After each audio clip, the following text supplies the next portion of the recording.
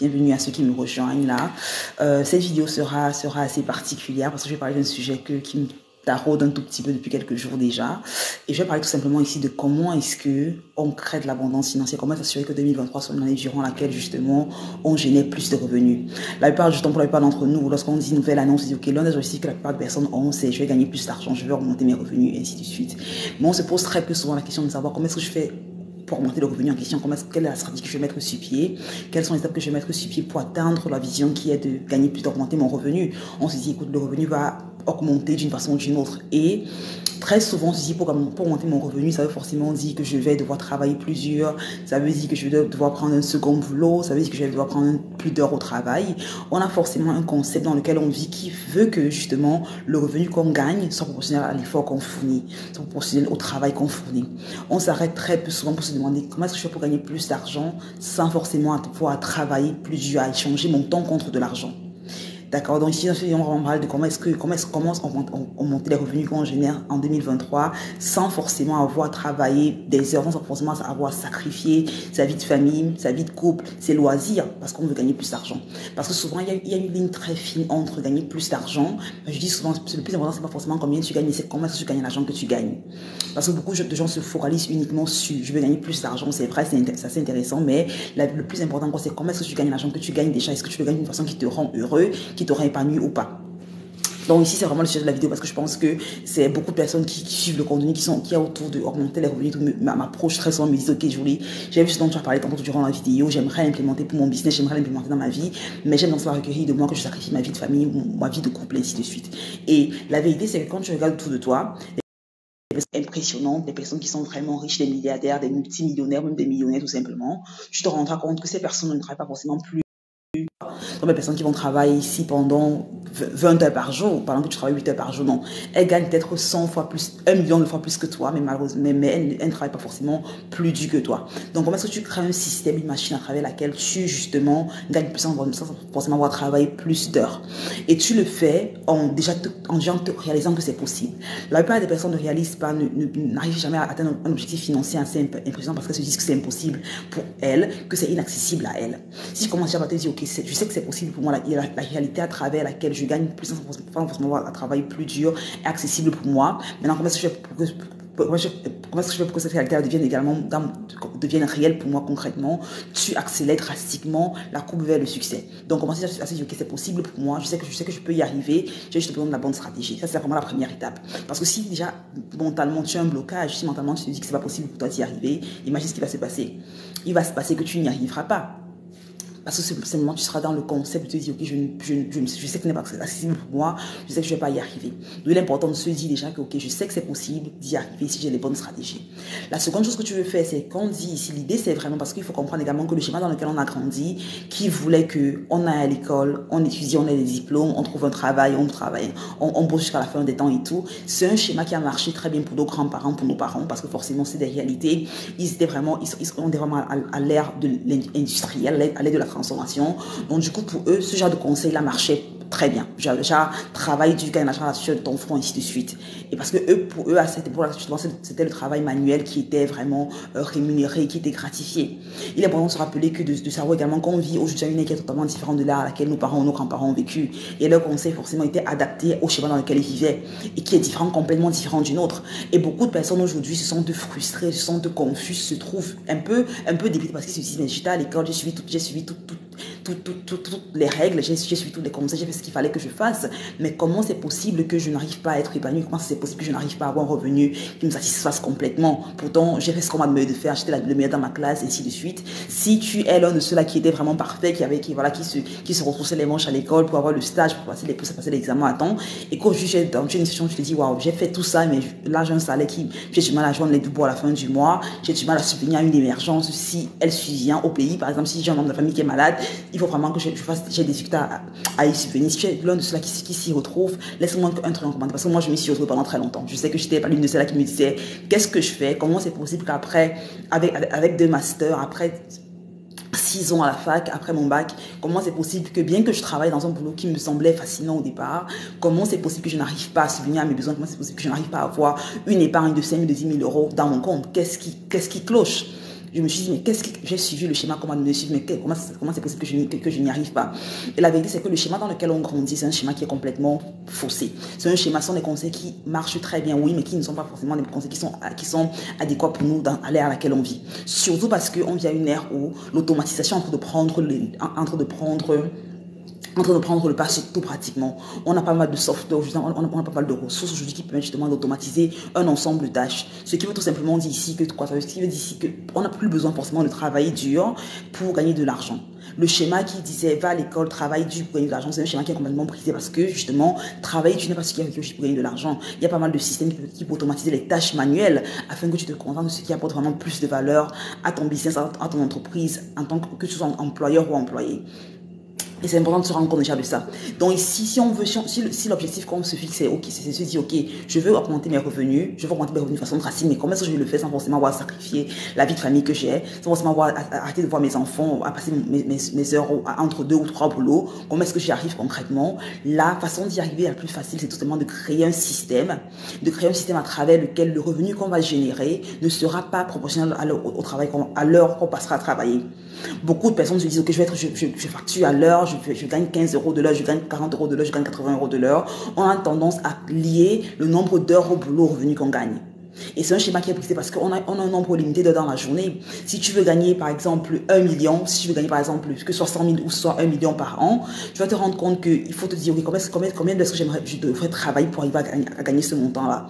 Donc si tu factures tes services ou tu factures tes compétences sur la base d'un tarif horaire, ce qui se passe, c'est que tu n'auras jamais assez d'heures dans la journée pour gagner autant d'argent que tu le veux, parce que tu auras toujours forcément une limite sur ce que tu peux gagner, sur ce que tu peux percevoir. Donc, c'est vraiment se demander comment est-ce que je fais pour détacher le rendement, comment est-ce que je peux détacher la valeur que j'apporte à mes clients, à mon employé, à mon employeur, comment est-ce que je détache cette valeur-là autant que je passe à travailler. Parce que le temps est une variable finie qu'on a, tandis que l'argent qu'on peut gagner est une variable illimitée. Donc, si on attache une variable illimitée à une variable limitée, forcément, on a une contrainte qui se crée automatiquement et qui fait qu'on est tout le temps capé. C'est pour ça que tu as des personnes aujourd'hui qui vont travailler peut-être 15 heures par jour, 18 heures par jour, mais ils auront du marge des deux, ou auront peut-être de l'argent, mais n'auront pas un équilibre familial à côté, n'auront pas une vie de famille à côté, parce que justement, elles se rendent compte que si je veux gagner plus, je vais devoir travailler plus également. Et l'une des grosses pensées limitantes qu'on a, surtout dans l'Afrique francophone, qu'on a, c'est de se dire, ok, si je veux gagner plus d'argent, ça veut forcément dire que je vais devoir passer moins de temps avec mes amis, mes enfants, avec ma famille, je n'aurai plus de vie institution. On se dit forcément, plus d'argent je gagne, moins j'ai de liberté. Et c'est l'une des pensées limitantes qui freinent beaucoup de personnes qui veulent se lancer, parce qu'elles se disent justement que gagner plus d'argent fera de moi quelqu'un de mauvais, fera de moi une mauvaise mère, un mauvais père, une mauvaise fille, une mauvaise soeur, un mauvais frère, parce que forcément, ça va inclure que je sacrifie le temps avec ma famille pour aller gagner, pour aller chercher de l'argent. Et vu que fondamentalement, on ne veut pas être en désaccord avec la personne qu'on pense être. L'une des facettes, l'une des caractéristiques principales de l'être humain, c'est la nécessité d'être constant avec la vision qu'on a de soi.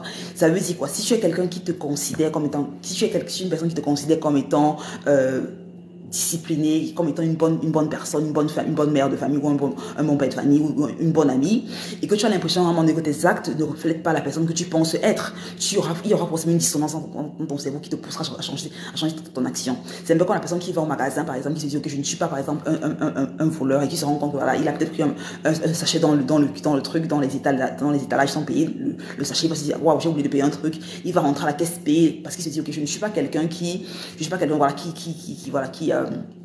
qui vole des choses. L'acte que j'ai posé est en dissonance avec la vision que j'ai de moi, forcément je change l'acte en question. Et c'est pareil ici. Si tu te dis que je suis quelqu'un, je suis une bonne mère, je suis un bon époux, je suis un bon enfant, que je vais être là pour mes parents, et que le travail que tu es en train de vouloir faire, que la vision que tu as de gagner plus d'argent t'empêche d'être ces personnes-là, d'être avec ta famille, avec tes parents, ainsi de suite, tu trouveras des moyens d'auto-saboter ce que tu veux faire. C'est pour ça que tu as beaucoup de personnes qui vont te dire que je veux gagner plus d'argent cette année, je veux doubler mon revenu, je veux tripler mon revenu, mais elles n'y arrivent pas. Pas parce qu'elles n'en ont pas envie, mais parce qu'elles se disent ok, je sais que je veux y arriver, mais j'ai l'impression que si je le fais subconsciemment, inconsciemment, je sais que le fait requérera de moi que je me sacrifie, ou je pense que ça requérera de moi que je me sacrifie, parce que je laisse clairement les choses tomber parce que je me dis ok, je ne peux pas y arriver.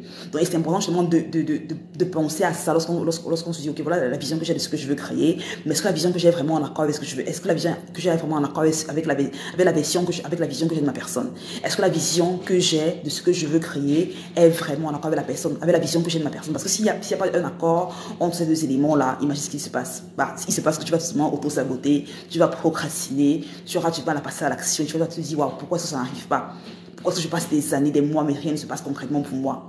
Donc, c'est vraiment la première étape. Et une fois que tu as changé le mindset, c'est vraiment te demander ici, ok, comment est-ce que je fais pour créer un système, justement, qui fait que mon temps ne soit pas lié au revenu que je gagne? Que mon temps n'est rien avec le revenu que je gagne. Et la façon la plus, il y a des centaines de milliers de personnes qui le font au quotidien, donc ce n'est pas un concept totalement nouveau, c'est juste un concept auquel on n'est pas habitué. Parce qu'on on a habitué à devoir aller travailler, devoir aller se retrousser les manches pour gagner de l'argent. On sait que bon, je vais travailler, ainsi de suite, à la fin du mois, j'aurai le salaire. Et on a été tellement formaté comme ça, on a tellement ce paradigme-là dans lequel on a grandi, on a vu autour de nous, c'est comme ça que les gens fonctionnent, qu'on se dit qu'il n'y a pas une réalité qui est accessible à nous, qui est différente de celle-là.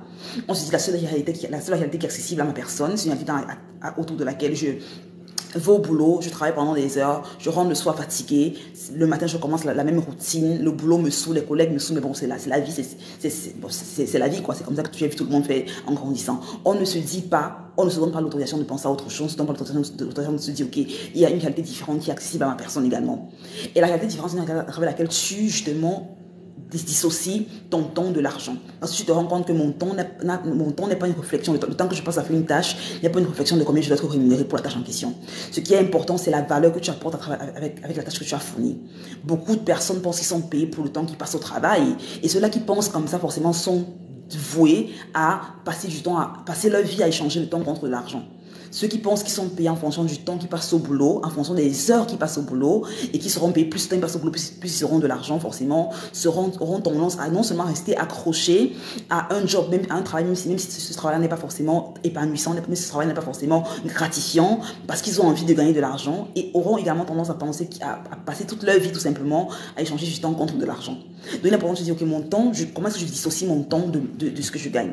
La façon dans laquelle tu dissocies, c'est-à-dire que tu te dis, ok, le temps que je gagne n'est pas le montant que je gagne est une réflexion de la valeur que j'apporte à mon entreprise, c'est une réflexion de la valeur que j'apporte à mes clients, à mon business.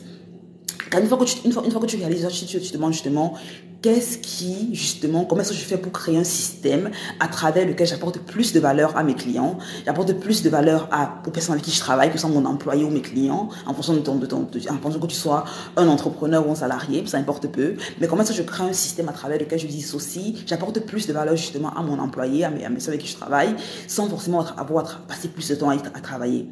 Et c'est justement, quand je te pose cette question-là, justement, tu te rends compte que, ah d'accord, et tu commences à réfléchir, tu dis, ok, d'accord, il y a différentes choses que je peux faire, je peux utiliser, je peux devenir meilleur dans ce que je fais déjà, et puis je peux accomplir mes tâches plus rapidement.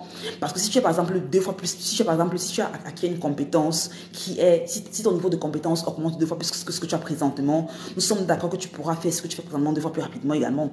La raison pour laquelle, si tu as, par exemple, une tâche qui te prend 5 heures pour être compléter présentement, elle te prend 5 heures parce que tu n'as pas encore trouvé un moyen de la faire en 3 heures. Si tu savais comment la faire en 3 heures, tu la feras en 3 heures.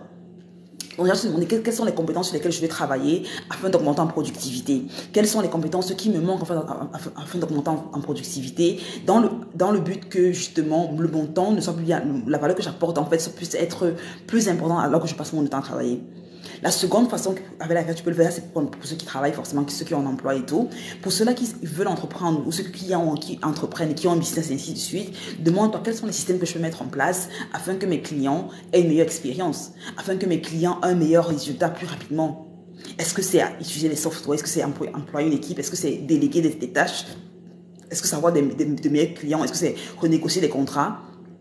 C'est déjà ça, parce que tant que tu ne te poses pas cette question, qu'est-ce que je peux faire au quotidien pour améliorer l'expérience que mes clients ont déjà au quotidien? Qu'est-ce que je peux faire pour améliorer l'expérience que la rapidité à laquelle mes clients auront des résultats? Si tu n'as pas cette question-là que tu te poses, qu'est-ce que je peux faire pour être meilleur dans ce que je fais présentement? Parce que forcément, indépendamment de ce que tu fais, que tu sois comptable, infirmier, pharmacien, que tu sois dans le e-commerce, que tu sois youtubeur, je ne sais pas trop ce que tu fais comme activité présentement, entrepreneur ou employé, tu vas te rendre compte qu'il y a différentes choses, il y a des personnes dans le même domaine que toi, qui sont 2 fois bonnes que toi, qui sont 2 fois meilleures que toi. Donc, la question, c'est de se dire, qu'est-ce que je peux faire justement pour m'assurer que je augmente en productivité, pour m'assurer justement que j'ai un rendu meilleur. Car une fois que tu le fais justement, ça permet justement de séparer le revenu que tu génères du temps que tu passes au travail. C'est très important. Parce que tant que tu n'auras pas ce concept de je vais être payé sur la valeur que j'apporte à mon client, pas sur le nombre d'heures que je passe au travail, tu auras du mal à progresser en fait. Tu feras du surplace. Tu auras l'impression que rien n'avance. Parce que seulement tu es en train d'échanger du temps contre de l'argent. Et aujourd'hui, on vit à une ère, encore une fois, on a des systèmes tels que l'intelligence artificielle. On a plein d'outils qui ont été créés pour nous aider justement à automatiser plein de tâches, tout plein de tâches. Je pense que beaucoup de personnes voient l'intelligence artificielle comme étant une menace, comme étant quelque chose qui va prendre des jobs, qui va créer qui va créer un taux de chômage plus, qui va augmenter le taux de chômage, ce qui n'est absolument pas le cas. L'AI, comme le téléphone, comme la lumière, comme l'avion, c'est une avancée technologique qui forcément va arriver, qui est déjà présente. Mais il est important de se demander comment est-ce que je fais pour me préparer à l'avancée, comment je fais pour être préparé, pour ne pas être surprise, parce que quand on le veut ou pas, ces soucis-là sont présents. Maintenant, ça va se demander comment je fais pour les utiliser afin d'augmenter en productivité, afin d'augmenter en compétences en fait. Donc, je te recommande fortement, si en 2023, tu veux gagner plus d'argent, comment ça te dit, comment est-ce que je fais pour gagner plus d'argent sans avoir travaillé plus dur. Et je sais que c'est une façon de penser qui est totalement contraire au schéma classique qu'on a. Par exemple, on se dit, ok, je vais forcément travailler plus, ainsi de suite, mais non. Demande-toi comment est-ce que je fais, parce que par exemple, quand tu vois des personnes comme Elon Musk, Jeff Bezos, toutes ces personnes, Mark Zuckerberg, ils ne travaillent pas plus dur que toi. Ils ont, je dis Serena Williams, peu importe les inventeurs, les artistes, les athlètes, ils ont trouvé un moyen d'apporter plus de valeur à travers leur invention, à travers leurs compétences, à travers leur performance. En fait, ils apportent plus de valeur que quiconque d'autre. C'est pour ça qu'ils sont payés aussi cher. Et c'est pareil pour toi. Tu peux être entrepreneur. Comment est-ce que je vais créer un système qui fait en sorte que mes clients ont une expérience impressionnante sans forcément avoir passé plus de temps à travailler avec eux. Tu peux également te dire, ok, je vais ici tout simplement offrir un service qui est en demande. Parce que l'une des raisons, le revenu que tu payes sera toujours proportionnel à trois choses. À l'industrie dans laquelle tu travailles. L'industrie dans laquelle tu travailles, c'est l'un des facteurs dont dépend le revenu que tu gagnes. La seconde variable du revenu que tu gagnes est fonction de tes compétences. La capacité que tu as à faire ce pourquoi tu as été employé, la capacité que tu as à faire le domaine dans lequel tu opères, que tu sois encore ici employé, entrepreneur, ça importe très peu. La capacité que tu as à délivrer ton service de façon excellente, la capacité que tu as à travailler de façon excellente, détermine le revenu que tu vas gagner également. La troisième variable qui est très importante, c'est la difficulté qu'il y aura à te remplacer. Quelle est la difficulté qu'il y aura à te remplacer si jamais pour ton employeur, pour ton employé, pour tes clients, plus il sera difficile de te remplacer dans ton boulot ou dans ce que tu fais, plus tu seras cher payé. C'est la raison par exemple pour laquelle quand tu vois un médecin généraliste, un chirurgien ou un cardiologue, forcément le cardiologue a un salaire beaucoup plus important que le généraliste ou le médecin de famille, parce que le cardiologue justement, non seulement il est dans une industrie qui est en demande, d'accord, c'est la première variable qu'on a donnée tantôt. Deuxièmement, il a des compétences experts, il a une expertise qu'il a acquise au cours de plusieurs années. Troisièmement, la difficulté qu'il y a à le remplacer est également importante. C'est la raison pour laquelle justement il est payé de façon conséquente. Donc demande-toi présentement, est-ce que l'industrie dans laquelle je suis est une industrie dans laquelle est une industrie qui a le vent en poupe? Est-ce que mes compétences sont des compétences qui sont up to point? Est-ce que je suis vraiment excellent dans ce que je suis en train de faire présentement? Et troisièmement, quelle est la difficulté qui aura à me remplacer? Et forcément, plus ces compétences seront excellentes et plus sera difficile de te remplacer. Automatiquement, plus tu es excellent dans ce que tu fais, surtout si c'est une industrie en demande, forcément, plus sera difficile de te remplacer. Et dans l'une des erreurs que beaucoup de personnes commettent lorsqu'elles veulent se lancer, lorsqu'elles veulent entreprendre, c'est de se dire, ok, je vais tout simplement aller dans un business, je vais aller dans une industrie qui me parle, qui a le vent en poupe, et je vais me lancer dans ce genre de truc. On s'arrive à se demander, est-ce que c'est une industrie est-ce que c'est une industrie qui est vraiment en demande? Est-ce que c'est une compétence qui est en demande? Est-ce que je suis prêt à payer le prix pour devenir expert dans la compétence que je vais acquérir? Beaucoup de personnes aujourd'hui te disent que je fais Amazon FBA, demain te disent que je vais faire le dropshipping, dans 3 mois te disent que je fais le marketing d'affiliation, après je fais du trading, l'année d'après je suis dans la crypto-monnaie. Elles sont un peu partout. Elles ne prennent jamais la peine de se demander quel est le domaine dans lequel je vais devenir expert, parce que je sais que mon revenu sera dépendant également de mes compétences. Je sais que mon revenu sera dépendant de la capacité que j'ai à exercer de façon excellente dans le domaine en question. Et c'est très important. Parce que je dis souvent, tous les business marchent, ça dépend de la capacité que tu as à toi rester focus sur un business en question. Si tu es un de ceux-là ou une de ceux-là qui va passer tous les 6 mois de business en business, ou qui aura une pensée limitante autour de l'argent, une personne qui va te dire que tu ne peux pas y arriver, parce que tu dois forcément travailler plus dur, ainsi de suite. Si ces pensées limitantes là t'habitent au quotidien, forcément tu auras du mal à y arriver. Et c'est la raison pour laquelle des fois j'aime parler de business, des business, de stratégie, business concret, mais des fois j'aime également parler de mindset, parce que le mindset au final, c'est littéralement 80% de ton succès. Si tu n'as pas un bon mindset, tu auras toutes tes stratégies au monde forcément, vu que tu n'as pas la confiance en toi pour y arriver, vu que tu as des doutes, vu que tu as des peurs, vu que tu as des pensées limitantes subconscientes, tu vas trouver des moyens de t'auto-saboter, tu vas trouver les moyens d'abandonner, tu vas trouver les moyens de penser que ça ne marchera pas pour toi. Et c'est important de se dire, ok, est-ce que j'ai le bon véhicule? Est-ce que j'ai créé un système qui permet que j'apporte plus de valeur à ceux avec qui je travaille sans forcément avoir dépensé plus en temps? Est-ce que, parce que c'est justement, est-ce que la valeur que j'apporte à mes clients est importante? Et est-ce que j'apporte une compétence en demande qui est dissociée de mon temps? Par exemple, un exemple clair que j'ai, c'est quand, par exemple, je me suis lancée comme freelance il y a 2 ans et demi de ça. J'étais social media manager. Et en tant que tel, forcément, j'aidais mes clients à augmenter leur visibilité en ligne. Je les aidais à créer du contenu sur les différentes plateformes et tout pour augmenter leur visibilité. Je l'ai fait pendant 1 an et demi. Et forcément, au départ, quand je me suis lancée, forcément, le prix que je facturais était minable. Mon premier client, je facturais 800 euros par mois. Pour moi, c'était déjà minable. Parce que j'étais en mode, waouh, c'est littéralement, je me suis licenciée, j'ai quitté mon boulot pour devenir entrepreneur. Et je me dis, waouh, là, j'ai quitté mon boulot, je suis entrepreneur, c'est vrai, mais je me rends compte que, waouh, il me faut littéralement 4 clients pour remplacer mon revenu salarial, c'est chaud. Il me faut 5 clients pour remplacer mon revenu salarial, c'est compliqué. Et justement, je me dis, waouh, c'est assez impressionnant. Pourquoi est-ce que je facture 800 euros quand je regarde autour de moi, je me rends compte qu'il y a des personnes qui, pour le même service, facturent 8000 euros. Qu'est-ce qu'ils ont que je n'ai pas en fait? Qu'est-ce qu'ils font que je ne fais pas en fait? Et je me suis rendu compte que, ah, d'accord, il y a des compétences qui me manquaient. Il y a une valeur que je n'apportais pas encore aux clients avec qui je travaillais.